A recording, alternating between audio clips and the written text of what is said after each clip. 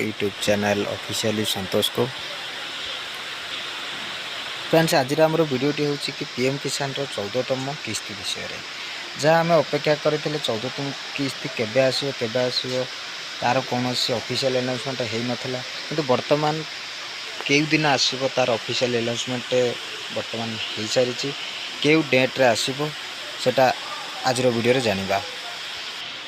Friends video चालू करिया पूर्व आपण मानक गोटे रिक्वेस्ट जदि आम चैनल को वर्तमान सुधा आपन सब्सक्राइब करना ताले सब्सक्राइब करनी एवं पाखरे थिबा बेल आइकन को क्लिक करंतु जहाँद्वारा आम पठाउଥିବା समस्त वीडियो प्रथम आपन पाखरे पहुँचबो।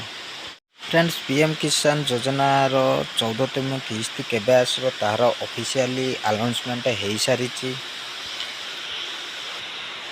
जदि आपन चेक करने को भी चाहते ताहले पीएम इवेंट वेबसाइट को जाई चेक करि परिबे।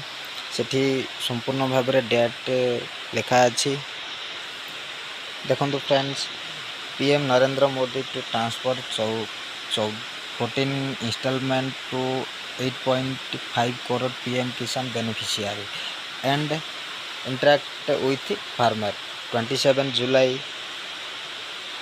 2023 11 AM।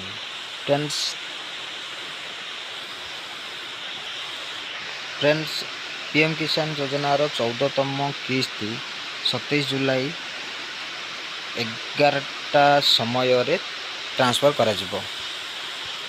या व्यतीत ट्विटर रे मध्य ट्वीट करी कहिसंती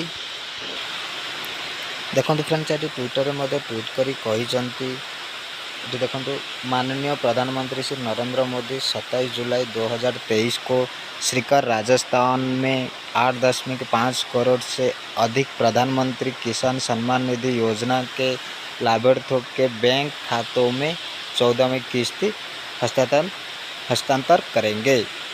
पर फ्रेंड्स ये देखो एक पोस्टर माध्यम भी कहते 27 तो फ्रेंड्स 27 जुलाई 2023 11 बजे श्रीकर राजस्थान में ट्रांसफ़र करेंगे। फ्रेंड्स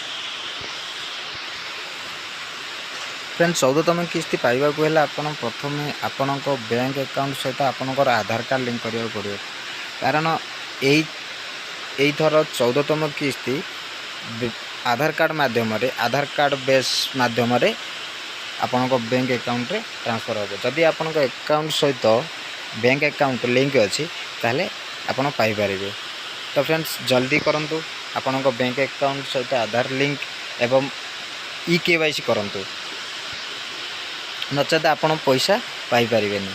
तो फ्रेंड्स वीडियोटी भल लगी